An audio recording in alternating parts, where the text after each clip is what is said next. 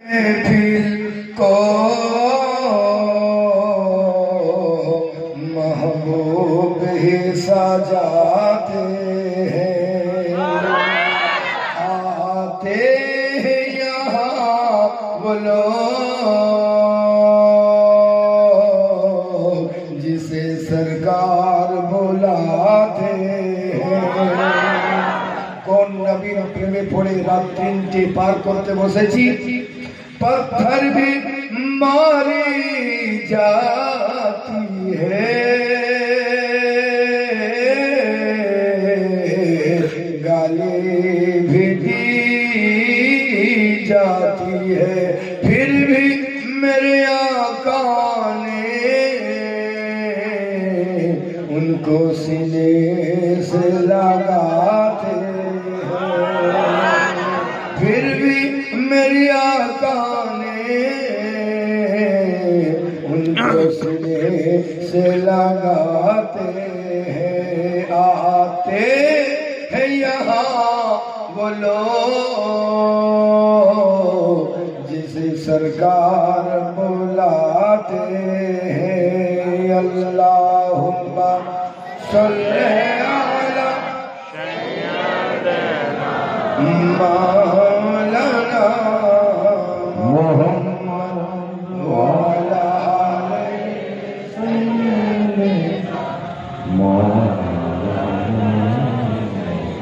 सल्लल्लाहु अलैहि वसल्लम। सुबहानल्लाहि व बिहम्दिही अल्लाहु गनी। আমার প্যারা মুস্তাফা সাহিবের লাউলাকের যে যত জিকির করবে তার হাত তত চাঙ্গা থাকবে। জোরে পড়তে হবে সুবহানাল্লাহ, জোরে পড়তে হবে সুবহানাল্লাহ। ये वो नबी सुबहानल्लाह बिहम्दिही আপনার আমার নবী শান ও শওকত কে আল্লাহ পাক বুলন্দ বালা করে দিয়েছেন। পড়েছি মহামূল্যবান পবিত্র কালাম মাজিদ থেকে আয়াতে পাক আল্লাহ পাক ঘোষণা করেন ওয়ারাফা'না লাকা যিকরাক। ए मेरे प्यारे महबूब, मैंने आपके जिक्र को आपके लिए बुलंद बाला कर दिया। सुबहानल्लाह बिहम्दिही। वो नबीर अपनी आमीर গোলাম যে নবীর জন্য জমিন মুনতাজির, জমিন অপেক্ষা করতে আছে, হাওয়া অপেক্ষা করতে আছে। সুবহানাল্লাহ বিহামদিহি। যার জন্য সুবহানাল্লাহ আল্লাহু গনি ফদরত যার জন্য অপেক্ষা করতে আছে এমন প্যারা নবী যার জন্য আসমান অপেক্ষা করে, যার জন্য সূর্য অপেক্ষা করে, যার জন্য চন্দ্র অপেক্ষা করে। সুবহানাল্লাহ এমন প্যারা নবী যার জন্য সারা জাহান অপেক্ষা করে। অগোচরে আবু বকর অপেক্ষা করে, অগোচরে উমর ফারুক অপেক্ষা করে, অগোচরে হযরত উসমান গনি অপেক্ষা করেন। যেদিন কায়না প্যারা মুস্তাফা সাল্লাল্লাহু আলাইহি ওয়াসাল্লাম আপনি দুনিয়ার মুখে আসলেন, সুবহানাল্লাহ পদার্পণ করলেন এমন শান ও শওকতের সঙ্গে। সুবহানাল্লাহ বিহামদিহি। কাবা বাইতুল্লাহকে জিজ্ঞাসা করনে वाला জিজ্ঞাসা করেছিল, এ কাবা বাইতুল্লাহ সারা জাহান অপেক্ষা করতে আছে, সারা জাহান মুনতাজির, সারা জাহান অপেক্ষা করতে আছে। এ কাবা বাইতুল্লাহ তুমি বলো তো সহি কে আসতে আছে? কাবা বাইতুল্লাহ বলতে আছে बेकसों के कसा रहा है, बेबसों के बसा रहा है, बेसहारों के सहरा रहा है। रब ने कहा जो पर्दे में था वो आमीना के घर पर्दे के बाहर। नारे तकबीर, नारे रिसालत, नारे हैदरी, खानकाए कादिया आलिया, बिरहुम लहाबुर पारा शरीफ। সুবহানাল্লাহ। আমার প্যারা রাসূলে পাক সাহিবের লাউলা যখন মিরাজের রাত্রিতে সফর করেন, হযরত ইউসুফ আলাইহিস সালাম আওয়াজ দেয়, এ সুলাইখা তুমি সৌন্দর্য দেখে ফারিফটা হয়ে গিয়েছিলে, তুমি যদি সৌন্দর্যের প্রতীক দেখতে চাও আসো, মুহাম্মদুর রাসূলুল্লাহ তাশরীফ নিয়ে এসেছে। সুবহানাল্লাহ। আল্লাহ পাক সৌন্দর্যকে 10 ভাগে ভাগ করে 9 ভাগ যারা মুস্তাফাকে আতা করেছে। জোরে পড়তে হবে সুবহানাল্লাহ, জোরে পড়তে হবে সুবহানাল্লাহ। 10 ভাগ সৌন্দর্যকে ভাগ করে 9 ভাগ প্যারা মুস্তাফাকে আতা করেছেন, আর 1 ভাগ এর অর্ধেক হযরত ইউসুফ আলাইহিস সালামকে আতা করেছেন। 1 ভাগে অর্ধেক ইউসুফ আলাইহিস সালামকে আতা করেছেন, আর বাকি অর্ধেক সারা সৃষ্টিতে বেঁটে দিয়েছেন। কতটুকু আমাদের ভাগে বলো? বলে হুজুর বলো কতটুকু বলতে পারবো না, কিন্তু এতটুকু বলতে পারবো, এই যাতে সেলফি তুলে মাটি করে দিয়েছি। সুবহানাল্লাহ। আমি বলতে চাই যদি তাই হয় তো প্যারা মুস্তাফা চেহারার শান কি হবে। সুবহানাল্লাহ বিহামদিহি। এ আমার প্যারা ও রাসূল পাক সাল্লাল্লাহু আলাইহি ওয়াসাল্লাম, যার শান ও শওকত কে আল্লাহ পাক বুলন্দ বালা করে দিয়েছেন। এমন একটা প্যারা নবী, এমন শান वाला নবী, এমন মার্তবা वाला নবী। আল্লাহ বলেন এ প্যারা মুস্তাফা সাল্লাল্লাহু আলাইহি ওয়াসাল্লাম, সমস্ত জিনিস তৈরি করেছি, আমি তৈরি করেছি, কিন্তু তোমার কারণে তৈরি করেছি। আচ্ছা, আল্লাহর দরবারে কোন জিনিসের কমি আছে? জোরে বলতে হবে। আল্লাহর দরবারে কোন জিনিসের কমি নাই। আপনি খাবার চেয়েছেন, আল্লাহ আপনি যা চেয়েছেন তার চাইতে বেশি আতা করে দিয়েছেন। আপনি যা চাননি আল্লাহ তাও আতা করে দিয়েছেন। আপনি যা চেয়েছেন তাও দিয়েছেন, যা না চেয়েছেন তাও আতা করে দিয়েছেন। কিন্তু আল্লাহ বলেন এ প্যারা বান্দা শুনে রাখো, তোমাকে সব দিয়ে দিয়েছি, কিন্তু তোমাদের উপরে ইহসান করি নাই। আল্লাহ গো, যা গাছ দিয়েছো ইহসান করনি। যখন করোনা কাউকে ধরে আর অক্সিজেনের লেভেল 55-তে নেমে যায়, মাওলা বুঝতে পেরে যায় যে হাওয়া নিয়ামত আছে না নাই, অক্সিজেন নিয়ামত আছে না নাই। মাওলা তুমি হাওয়া তৈরি করেছো, তুমি বলতে আছো আমি ইহসান করি নাই। মাওলা তুমি ইহসান করনি। আল্লাহ বলেন হ্যাঁ হ্যাঁ বান্দা, আমি ইহসান করি নাই। আল্লাহ গাছ তৈরি করেছো, ইহসান করনি। আল্লাহ বলেন না বান্দা, আমি ইহসান করি নাই। আল্লাহ রাব্বুল আলামিন তুমি সূর্য তৈরি করেছো, তুমি ইহসান করো নাই। আল্লাহ বলেন না বান্দা, আমি ইহসান করি নাই। মাওলা তুমি চন্দ্র তৈরি করেছো, তুমি ইহসান করনি। আল্লাহ বলেন না বান্দা, আমি চন্দ্র তৈরি করেছি, ইহসান করি নাই। আল্লাহ তুমি জমিন তৈরি করেছো, ইহসান করনি। আল্লাহ বলেন না বান্দা, আমি জমিন তৈরি করেছি, ইহসান করি নাই। আল্লাহ রাব্বুল আলামিন এই জমিন তৈরি করেছো, সবজি উগাতে আছে, আমের গাছ লাগিয়ে সুবহানাল্লাহ নিজের সংসার চালাতে আছে।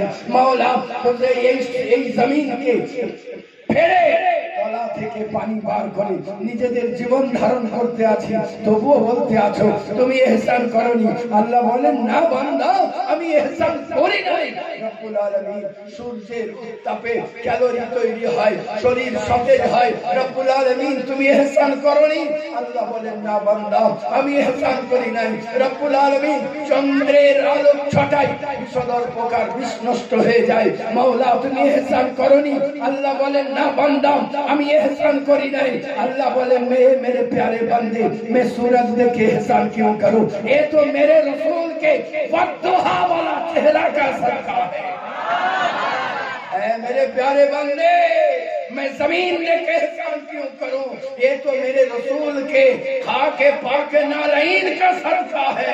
ऐ मेरे प्यारे बंदे, मैं हवा देख के एहसान क्यों करूं? ये तो मेरे रसूल के फुटकराहट का सदका है। ऐ मेरे प्यारे बंदे, मैं रात देख के एहसान क्यों करूं?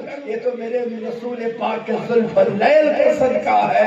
ऐ मेरे प्यारे बंदे, मैं चांद देख के एहसान क्यों करूं? ये तो मेरे रसूल के मुस्कुराहट का सदका है। मेरे प्यारे बंदे, मैं जूस दे के एहसान नहीं करता, मैं कौन दे के एहसान करता हूँ।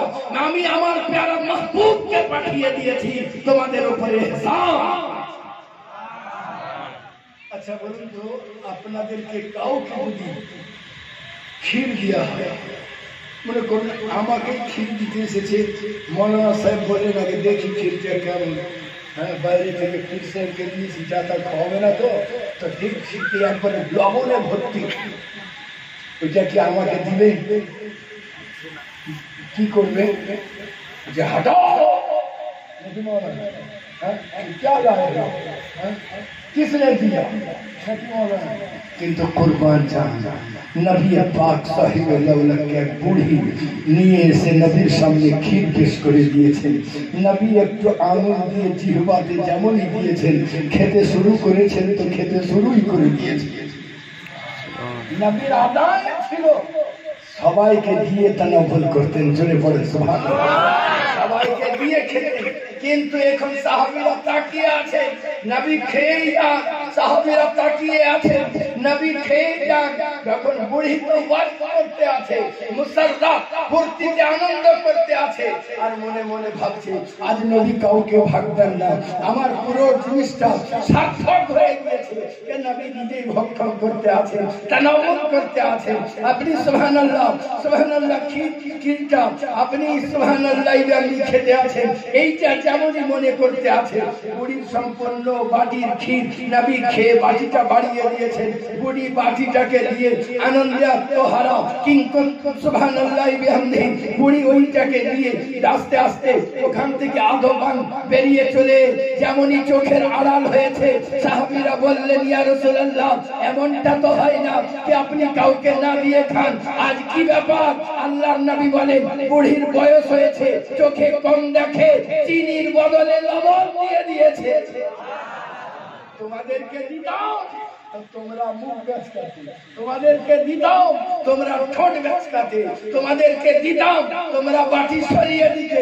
বুড়ি কষ্ট পেত, এই জন্য বুড়িকে কষ্টও দেয় নাই, তোমাদেরকে ভাগও দেয় নাই। যদি পরের মায়ের এত আদর হয় তো স্বয়ং জননীর কত আদর হবে, নিজের মায়ের শান কত হবে।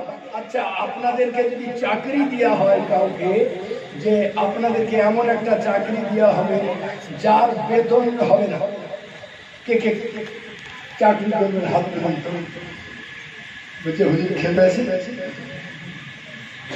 চাকরি করব, খাটতে হবে। বলে হ্যাঁ খাটতে হবে। বলে কদিন? বলছে রোববারেও ছুটি নাই, জোরে পড়তে হবে। বলে তারপরে বেতন কত? বলে বেতন কিচ্ছু নাই। বলে ঈদে বকরিদে? বলে তখন ডবল খাটতে হবে। বলে হুজুর এত বোকা কেউ কি আছে কি চাকরি করবে? বলে আছে। কারা? বলেন তারা হলেন মা জননী। ঈদের রোববারেও ছুটি নাই, ঈদে বকরিদেও ছুটি নাই, জোরে পড়তে হবে সুবহানাল্লাহ। মাকে আল্লাহ আল্লাহ রসুল রাজি হবে সুবহানাল্লাহ। अल्लाह बोले ए प्यारा मुस्तफा, सूरज को बनाने वाला मैं मगर बनाया तुम्हारे लिए, चांद को बनाने वाला मैं मगर बनाया तुम्हारे लिए। ए मेरे प्यारे मुस्तफा सल्लल्लाहु अलैहि वसल्लम, दरख्त को बनाने वाला मैं मगर बनाया तुम्हारे लिए। ए प्यारा मुस्तफा सल्लल्लाहु अलैहि वसल्लम, যখন হযরত আলীর জন্য দরকার পড়বে সুবহানাল্লাহ, যখন দরকার পড়বে এ প্যারা মুস্তাফা সাল্লাল্লাহু আলাইহি ওয়াসাল্লাম, যখন হযরত আলীর জন্য দরকার পড়বে তো ইশারা সূর্যকে ইশারা করা তোমার কাম, ওকে খড়া করে রেখে দেওয়া আমার। प्यारा मुस्तफा सल्लल्लाहु अलैहि वसल्लम, चांद को बनाने वाला मैं मगर बनाया तुम्हारे लिए। और अफाना लका सिकरत, ए मेरे प्यारे महबूब, चांद को बनाया तुम्हारे लिए सुबहानल्लाह व हमदिही। ए प्यारा मुस्तफा सल्लल्लाहु अलैहि वसल्लम, चांद के তৈরি করেছি তোমার জন্য। যখন ইয়ামানের বাদশা আবু জাহেলের সঙ্গে মিলিত হবে আর মুজিজা তলব করবে, এ প্যারা মুস্তফা সাল্লাল্লাহু আলাইহি ওয়াসাল্লাম ওই টাইমে চাঁদকে ইশারা করা তোমার কাম, তো টুকরা করে রেখে দেওয়া আমার। সুবহানাল্লাহ। দামানে মুস্তাফা যদি চেপে ধরা হয় তো কি হয়? হযরতে আব্দুল কাদের জিলানী পীর রহমাতুল্লাহ আলাইহি আপনি বলতে আছেন যে এই যে গ্রামে এসেছি, এই গ্রামের লোকজন কোথায়? বলে হুজুর একটা মেলা হয়েছে, ওই মেলাতে গোটা গ্রামের ছেলে মেয়ে সব যে জমা হয়ে গিয়েছে। হযরতে আব্দুল কাদের জিলানী পীর রহমাতুল্লাহ আলাইহি বলছেন চলো আমিও মেলা চলে যাই। ওনার মুরিদ ওনার খাদিম দামানে পাককে চেপে ধরেছে, বলতে আছে হুজুর যদি আপনি মেলা দেখেন আপনার মুরিদরা তো উঠবেই না মেলাতে। হুজুর বলতে আছেন तेरा देखना और है मेरा देखना और है। যাবো বলেছি যাবো। মেলার সরজমিনে আসলেন জিজ্ঞাসা করলেন মেলা কি উদ্দেশ্য হয়? বলছেন একজন পাদ্রী বছর শেষে একবার বেরিয়ে আসেন, আর বেরিয়ে আসেন তখন উলঙ্গ হয়ে বেরিয়ে আসেন, আর যখন বেরিয়ে আসেন তাকে দেখার জন্যই এই হুজুম তৈরি হয়, এই মেলা তৈরি হয়। আপনি বললেন ঠিক আছে, যেমনই মালার সরজমিনে পা রেখেছে অমনি সুবহানাল্লাহ গৌসুল আজমের খাদিম লোকগুলোকে সরান। গৌসুল আজম কোনো কথা বলেন না, অগ্রসর হয়ে যান। ওদিকে পাদ্রী বেরিয়ে পড়েছে ঘর থেকে বেরিয়ে পড়েছে। এখন পাদ্রী আর উলঙ্গ নাই, সুবহানাল্লাহ তাহবান্দ পড়েছে, ওপরে কাপড়ও নিয়েছে। সুবহানাল্লাহ পাদ্রীও লোক সরাতে চলে যায়। আমনা সামনা হয়েছে। আব্দুল কাদের জিলানী রহমাতুল্লাহ আলাইহি আল্লাহর দরবারে হাত উঠিয়েছেন। আপনার হাতে রুমাল এসেছে, রুমালকে জমিনে বিছিয়েছেন। পাদ্রী আল্লাহর দরবারে হাত উঠিয়েছে, ওর হাতেও রুমাল এসেছে, ও জমিনে বিছিয়ে দিয়েছে। আব্দুল কাদের জিলানী রহমাতুল্লাহ আলাইহি আল্লাহর দরবারে হাত উঠালেন, আল্লাহকে বললেন রব্বুল আলামিন সুবহানাল্লাহ এই সামানটা দরকার। তার হাতে আল্লাহ পাক আপেলের ফল সেব আতা করলেন। আপনি সেবটাকে নিয়ে রুমালের উপরে রাখলেন। আব্দুল কাদের জিলানী রহমাতুল্লাহ আলাইহি আবার হাত পাকালেন, আপনার হাতে পেয়ালা আসলো, আপনি পেয়ালাটা রাখলেন, পেয়ালার উপরে আপেলটা রাখলেন। এদিকে পাদ্রী আল্লাহর দরবারে হাত উঠিয়ে দিয়েছে, ওর হাতে সুবহানাল্লাহ পেয়ালা আসলো, আপেল আসলো, ও রুমালের উপরে রাখলো। আব্দুল কাদের জিলানী শূন্যে হাত বাড়িয়ে দিলেন, হাতে ছোট্ট ছুরি চলে আসলো। ওই লোকটিও ওই পাদ্রীও সুবহানাল্লাহ শূন্যে হাত ছালাং লাগিয়ে দিয়েছে, ওর হাতে একটা ছোট্ট ছুরি চলে আসলো। পাদ্রী মুস্কুরিয়ে বলতে আছে আব্দুল কাদের তুমিও যা পারো আমিও তা পারি, আমারও সংস্কার নাই। আব্দুল কাদের জিলানী রহমাতুল্লাহ আলাইহি তার মনের ভাব বুঝতে পারার পরেও মুখে কোনো উত্তর না দিয়ে আপেলটিকে কুচি করে কাটেন। কাটার পরে পেয়ালাতে রাখেন, পেয়ালাতে রাখার পরে ওই রুমালটাতে গিট মারেন। ওই লোকটিও নিজের আপেলটাকে কাটলো, কাটার পরে পেয়ালাতে রাখলো, রুমাল দিয়ে বাঁধলো। রুমাল দিয়ে বাঁধার পরে সুবহানাল্লাহ আব্দুল কাদের জিলানী রহমাতুল্লাহ আলাইহি ইশারাতে বলতে আছে আব্দুল কাদের তুমি আমাকে কম মনে করেছো, দেখো আমি কি অবস্থা করতে পারি। সুবহানাল্লাহ আব্দুল কাদের জিলানী রহমাতুল্লাহ আলাইহি কথার কোনো উত্তর দেন না। আপনি খাল করতে শুরু করে দিলেন, খাল করার পরে ওই পুটলি সহ আপেল ওইখানে পুঁতে দিলেন, তারপরে মাটি দিয়ে ঢেকে দিলেন। ওই লোকটিও তদ্রুপ করলো, খাল করলো, খাল করার পরে আপেল সহ রুমালটা মাটির ভেতরে দাফন করে দিল, মাটিগুলো চাপিয়ে দিল। গৌসুল আজম আস্তে আস্তে করে যেমনই মাটি সরাতে আছে খুশবুতে মেলা ভরপুর হয়ে গিয়েছে, মেলা ভরপুর হয়েছে খুশবুতে। সুবহানাল্লাহ লোক মাতওয়ারা চতুর্দিক থেকে ছুটে ওই খুশবু কোন দিক থেকে আসছে ছুটে চলে আসতে আছে। লোকটা বলতে লাগলো পাদ্রী তুমি কি আমাকে কম মনে করেছো? বলে যেমন নিজের ওই মাটিটাকে সরিয়ে পেয়ালাটাকে বার করতে যাবে, সুবহানাল্লাহ এত দুর্গন্ধ পচা, সঙ্গে সঙ্গে ঢাকতে আর দিশা পায় না।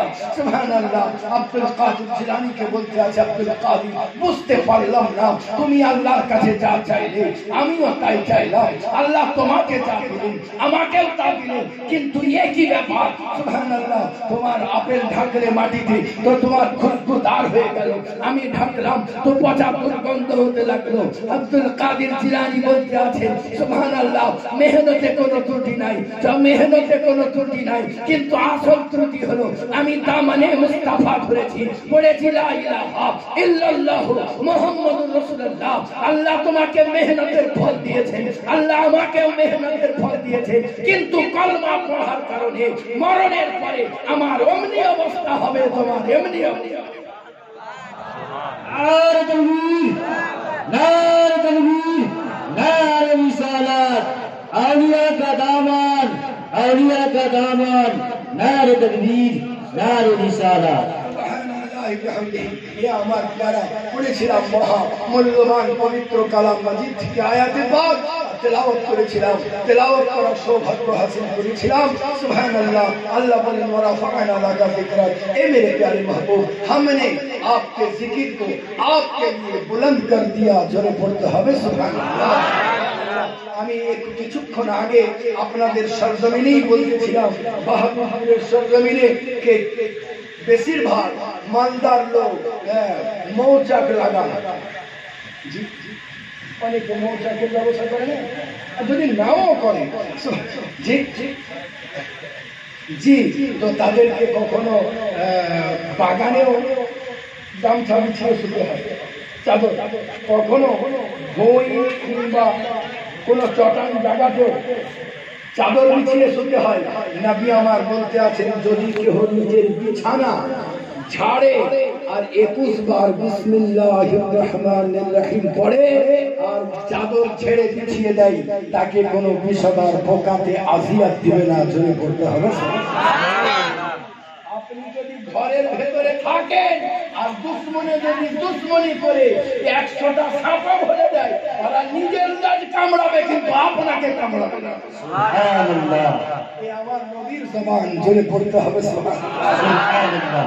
যদি প্যারাসিটামল খেয়ে জ্বর না ছুটে, ক্যালপল খেয়ে আবার 4 ঘন্টা পর আবার ক্যালপল খেতে হয়, তাহলে এহেন লোকের জন্য 41 বার যদি সূরা ফাতিহা পানিতে দম করে আর ফু দেয়, 2-1 দিন খাই তো তোর জ্বর নির্মূল হয়ে যাবে। এটা আমি বলি না, আমার নবী প্যারা মুস্তাফা বলতে আছেন, 41 বার সূরা ফাতিহা পানিতে পড়ে দম করলে জ্বর ভালো হয়ে যাবে। জোরে পড়তে হবে সুবহানাল্লাহ, সুবহানাল্লাহ। জোরে পড়তে হবে সুবহানাল্লাহ, সুবহানাল্লাহ। আমরা কম ও বেশ নামাজের পরে আয়াতুল কুরসি পড়ি কিনা? আমার নবী বলতে আছে, যদি কেহ প্রত্যেক নামাজের পরে, মানে আসরে সুন্নাত যদি পড়ে তো তারপরে, ফরজ যদি পড়ে তো তারপরে, এশার সুন্নাত পড়ে তো তারপরে, ফরজ পড়ে তো তারপরে, আবার সুন্নাত পড়ে, প্রত্যেক নামাজের পরে যদি একবার করে কেহ আয়াতুল কুরসি পড়ে, সেই ব্যক্তিটা আল্লাহর জমিনে থাকবে, আল্লাহর হেফাজতে থাকবে। সুবহানাল্লাহ, সুবহানাল্লাহ। ব্যক্তিকে আল্লাহ হেফাজত করবে, তার আর দুনিয়ার কিছু জিনিসের দরকার নাই। সুবহানাল্লাহ। আল্লাহর রাসূল সাল্লাল্লাহু আলাইহি ওয়াসাল্লাম পবিত্র জবানে ইরশাদ করেন, সূরা বাকারা শেষ অংশ, আমানের রাসূল যদি কেহ পড়ে বাড়িতে মুসলসল 3 দিন, মানে আজ পড়লো কালকে যেন কামাই না হয়, কালকেও পড়লো কামাই না হয়, পরশু দিনও পড়লো, পরপর 3 দিন পড়ে মুসলসল পড়ে, নবী আমার বলতে আছে কিয়ামত পর্যন্ত তার বাড়ি থেকে জাদু সেহর বিদায় নাই। জোরে পড়বেন না সুবহানাল্লাহ। ওলামায়ে দ্বীন ইমামের কাছে বসে আমাদের রাসূল মুখস্থ করে নেবেন। সুবহানাল্লাহ বিহামদিহি। এ আমার প্যারা মুস্তাফা সাল্লাল্লাহু আলাইহি ওয়াসাল্লামের উপরে প্রাণ ভরে দরুদ পাঠ করুন।